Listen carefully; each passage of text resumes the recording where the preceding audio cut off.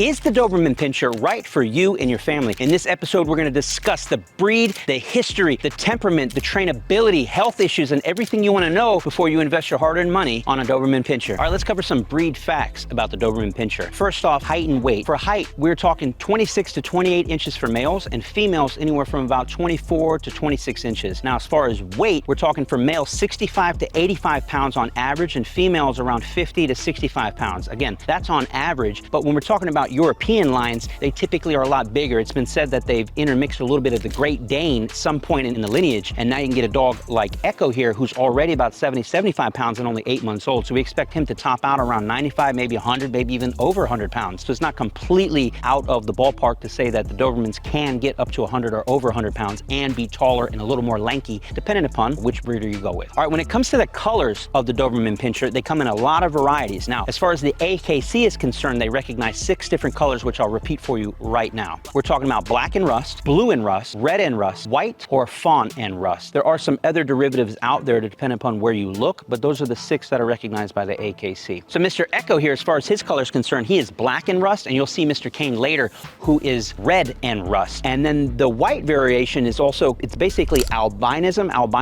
Don't quote me on how you spell that exactly, but it's the rarest color out there. It does exist, pretty cool, but not necessarily recognized by the AKC or, you know, per breed standards, but it's pretty cool looking. So what I find really interesting about the Doberman is their breed history and where they came from and what they were created for. And we're talking about in the late 1800s, a man named Carl Frederick Louis Doberman, who was a tax collector by trade. So he'd go around collecting monies from people. We're talking about this man had to walk around with cash money on him. So he needed a buddy, a partner, a bodyguard, security to be there to protect him so that people would be less inclined to rob him. And so he developed the Doberman, which is named after him. As far as the AKC is concerned, the Doberman Pinscher is part of the working group, and it is very typical to see Dobermans with cropped ears and docked tails. So Echo here has cropped ears, and they're more of a show crop, meaning they're very tall, they are beautiful. Curling at the top, we may need to tape them again. It takes a lot of time and effort to get these to look the way they're supposed to, but his are coming along beautifully. You can still see a little bit of the glue in the hair, and he also has a docked tail, so we'll show you what that looks like. You'll notice that Echo's is docked super short. That's because he's actually imported from Russia. He came from Russia right in the middle of the war that they have going on over there, which is surprising. But the reason for that is the Russians, they don't know emotion. We want no emotion in the dog. We want him strong. And so we don't want to see any wiggly tail or a happy to see you tail. This dog's supposed to be a serious home guardian protector, and we don't need to see that little nub wiggling. All right, so this is Kane. He's a 11-month-old Doberman Pinscher imported from Serbia, actually. And again, he's got that red and rust color. And let's take a look at his ears. We can get them to stand up.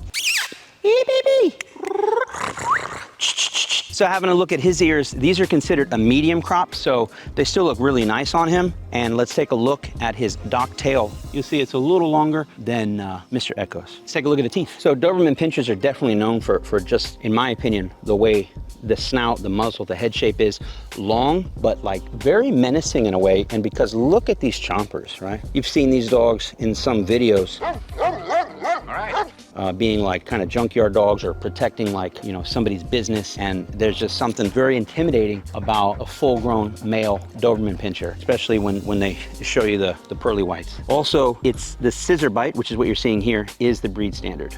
All right, when it comes to the actual coat maintenance of these dogs, we don't have to worry too much about shedding. They have very short hair, and they're very easy to take care of. We're talking maybe 1 or 2 baths a month, and you don't want to overdo it because you can dry out their skin. And if you wanted to say something about that, their skin can be a little bit prone to drying out, so you just want to make sure you're giving them the proper supplements, maybe some fish oil. Keep that skin nice and healthy and moist and glistening, and you'll be set. But overall, pretty easy to take care of when it comes to shedding and bathing and grooming. So when it comes to the bite force of these dogs, we're looking at between 200 and 300 PSI, which is actually pretty low on the scale of things. Your typical kind of Corso is around 800 PSI, but these guys are a lot leaner, and you could say meaner. I don't think they're necessarily meaner, but they definitely have a beautiful athletic look about them. Let's say compared to a Rottweiler, which is a very close cousin of theirs. Rottweilers are a lot thicker, a lot bigger head, and can still get the job done, no questions, but this is a little bit leaner version of it. Yeah, a little more agile. When it comes to the protective abilities of the Doberman Pinscher, as we discussed in the history, they were were originally bred to be amazing protectors. On a scale of 1 through 10, I wouldn't put them as maybe top 10 protectors, right? Their natural instinct to be slightly suspicious of strangers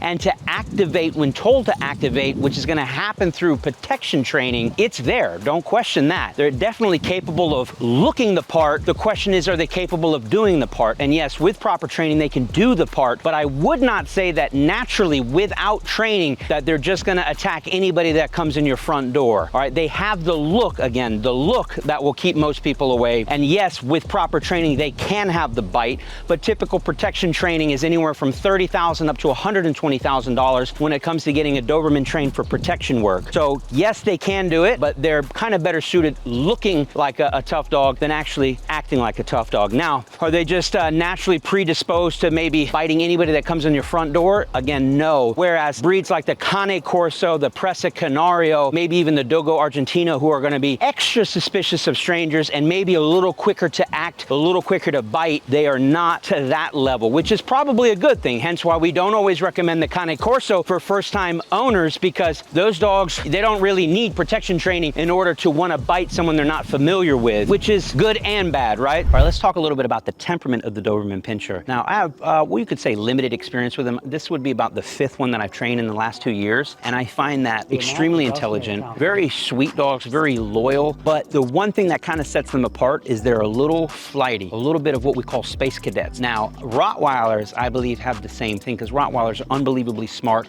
emotionally intelligent, but we stopped using them in police work back in like the 80s and 90s because you'd be searching for a murder suspect and a butterfly would fly overhead and the dog would completely stop what it was doing and pay attention to the butterfly. They're not too dissimilar than that, in that you could be training them, but they're like, what's that? What's that? What's that? And so it's hard to maintain their focus unless you really work on it in training and really work on those focus drills with them. Once you are able to maintain their focus, they are wonderful, but they're also pretty high drive, really have a high prey drive. They love to play fetch. They're runners, not too dissimilar than say like a husky.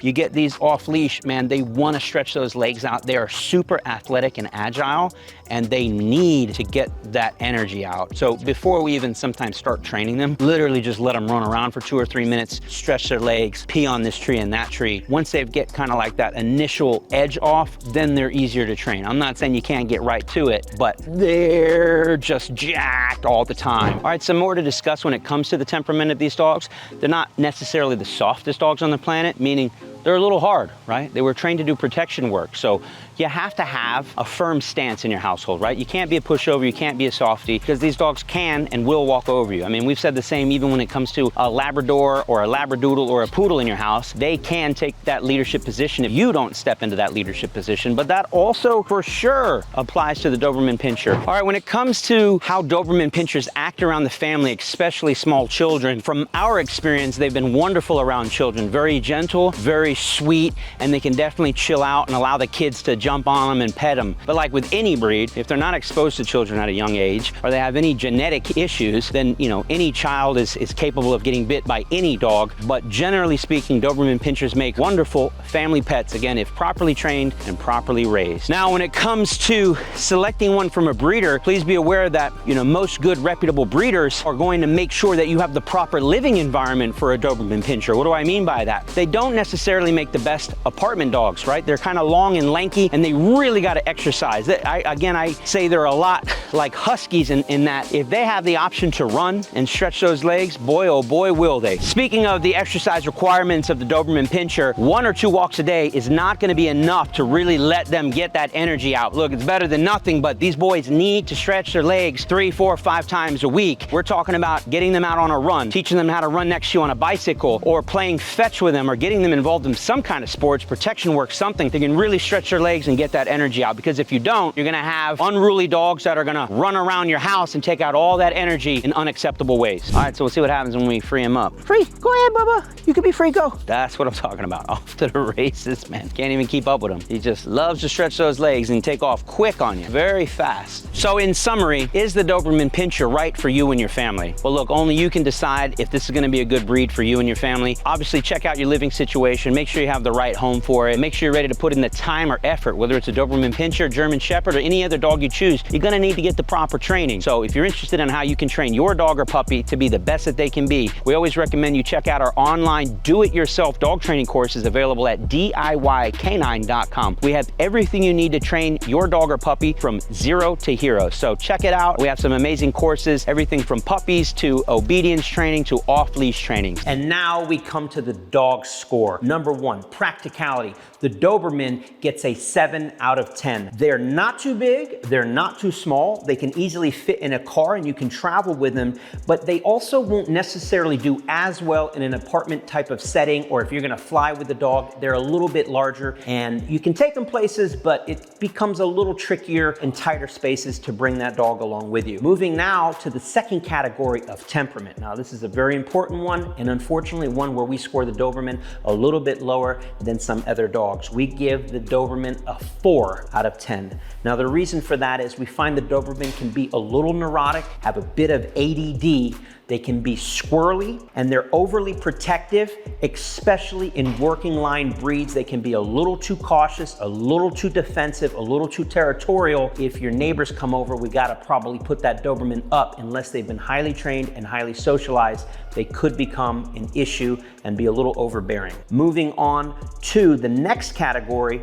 of workability. We give the Doberman a strong 8 out of 10. One of the pluses of this particular breed is that they do better than most dogs in the extreme heat and cold. They can regulate their body temperature better than most dogs due to their coat, and they have a good to great level of endurance. But the only reason that keeps them from getting a 10 is they're not quite on the level of, let's say, a Belgian Malinois or a Dutch Shepherd in terms of their level of endurance and workability. Moving on to the next category, family score. For the Doberman, we give them a 6 out of 10. They make great home protectors and great personal protectors, but they can be very athletic, meaning they might spring over the back of your couch. They might have a little too much energy running around the home with the children, and they can trample the little ones. They also can be a little more intense, and should there be a knock at the door and your younger child wanted to maybe take control of the Doberman to put them in a crate or put them somewhere back away from the door, it could be too much dog for most children or smaller framed folks to handle. All right, now we move on to the category of protection. For protection, a solid 9 out of 10.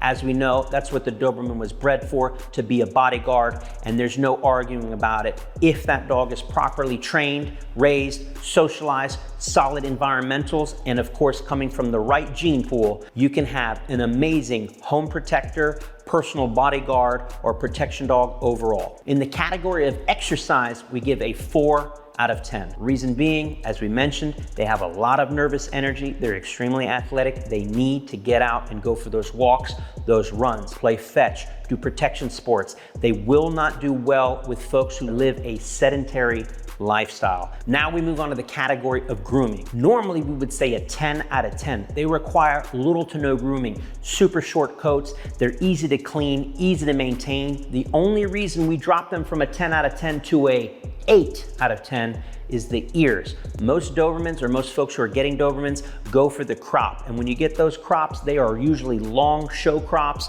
or a longer crop, and it is a lot of work for not just the first month or two. It could be up to 6 months or longer that we're taping those ears up to maintain them looking beautiful. In the category of health, we give the Dobermans a 7 out of 10. The reason they don't get a 10 out of 10, they're gonna have sometimes in some lines some neurological disorders, and they can have other health issues that are common in any large breed dog, including elbow, hip dysplasia, and of course the big killer of many big dogs, bloat. We gotta watch out in those barrel-chested dogs. Dobermans have huge barrel chests. Want to be careful of that bloat. Otherwise, pretty healthy dogs. In the category of trainability, a very important one, we're giving an 8 out of 10. And here's why. Super intelligent, extremely loyal, eager to please. They love to work with high prey and high food drive. However, they can be easily distracted, and they tend to bond more with one person than necessarily an entire team or a family. So they don't do as well on a team of operators unless from the very beginning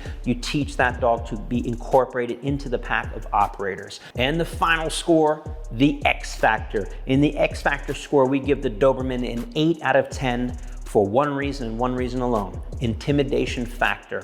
If you were to look back through the last 20, 30, 40 years of movies and you find those scenes where there's that protection dog or that junkyard dog or a dog serving in some role, doing some type of protection work or territorial defense, almost 9 out of 10 times is gonna be a Doberman, sometimes a Rottweiler, sometimes a German Shepherd, but there is nothing more intimidating than a beautifully well-built Doberman with beautiful ears cropped, standing guard. There's no other dog that seems to fit that mold better than any other. Now when we combine all these scores, that gives the Doberman a 69 out of 100, which puts it right in the running with some of the other dog breeds that we've had on this channel that we've done a deep dive on, including the Cane Corso, the Presa Canario, and the South African Mastiff. If you want to check those out and cross shop and see if the Doberman is right for you or how it compares to those other breeds, highly encourage you to check out those videos. And that's a wrap. Now, having said all of that, if you're in the market for a Doberman, we always strongly encourage you,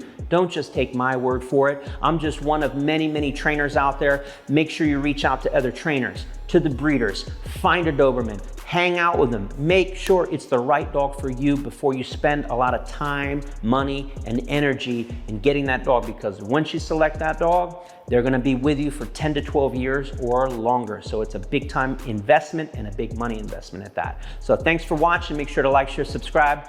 Post in the comments below your experience with the Doberman. Let us know if you're getting one. Let us know if you have one. Love to hear from it. Tell me where I'm right. Tell me where I'm wrong. Tell me where we agree and where we disagree. And we'll see you on the next video.